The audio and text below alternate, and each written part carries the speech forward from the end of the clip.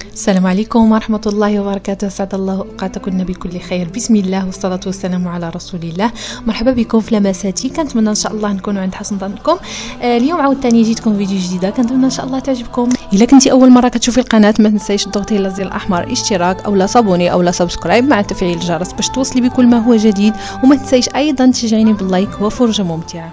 اليوم ان شاء الله كما سبق وعدتكم غنشارك معكم طريقه تحضير الطاجين باللحم والزبيب والبرقوق على الطريقه السوسيه او الهواريه، على الفحم او على الفاخر. كنتمنى ان شاء الله طريقته تنال اعجابكم. كيف العاده الا كيهمك الموضوع تابعي معي الفيديو الى الاخير وفرجه ممتعه. تاج على فوق الجبين كشمعة وسط الظلام يحمل له فتيات غنحتاجوا على بركه الله كيلو ونصف ديال اللحم. اي نوع لحم فضلتو ممكن انكم تستعملوه. انا هنا استعملت لحم الغنم او اللحم ديال الغنمي، وممكن انكم تستعملوا اي نوع بغيتو غير يكون الطريفات زويونين يعني ملج. وغنحتاجوا ايضا بصله كبيره مقطعه مربعات. غنحتاجوا ايضا القليل من الثوم، يعني تقريبا واحد 4 حتى 5 ديال الفصوص ديال الثوم، نصف كاس مخلط بين زيت البلديه والروميه. غنحتاجوا في التوابل نصف ملعقه صغيره ديال القرفه، ملعقه صغيره مملوءه ديال الزنجبيل او الاسكنجبير، وملعقه صغيره ديال الخلقوم بلدي او الكركم، وملعقه صغيره ديال الابزار والملح حسب الذوق، والزعفران شعره.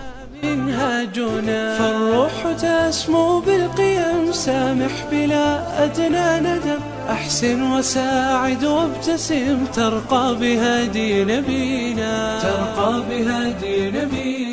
إنا هنا كي نرتقي بالأيدي ومن نستقي يا نفس هيا أشرقي لتعود عزة جيلنا. كنخلطوا كلشي المكونات وكنشرملوا بهم اللحم جيدا، ثم كنوضعوه فوق من الفحم وكنخليوه حتى كيبدا يعني يتشحر، وكنخليوه يتشحر بدون اضافه اي ماء لان اللحم ديالنا غادي يطلق السوائل ديالو. وغادي نبقاو نقلبوا في القطع ديالنا ديال اللحم كل مره على جهه حتى يتشحروا مزيان ويتشربوا التوابل. من بعد ما كنكرروا العمليه تقريبا 1-2 مرات حتى 3 ديال المرات حتى نتاكدوا من ان اللحم يعني تقلى مزيان وشرب كاع التوابل.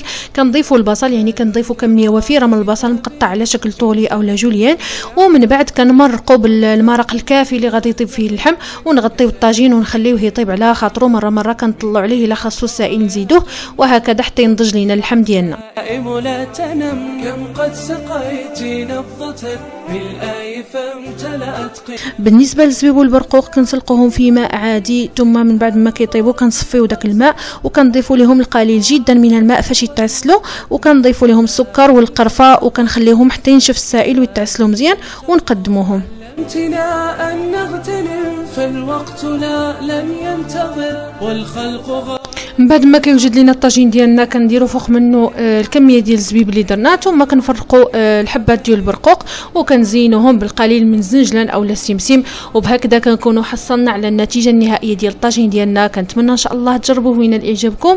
وصلنا لنهايه الفيديو، كنضرب لكم كيف العاده موعد فيديو جديده. فالى ذلكم الحين كنقول لكم استودعكم الله الذي لا تضيع ودائعه، والسلام عليكم ورحمه الله وبركاته.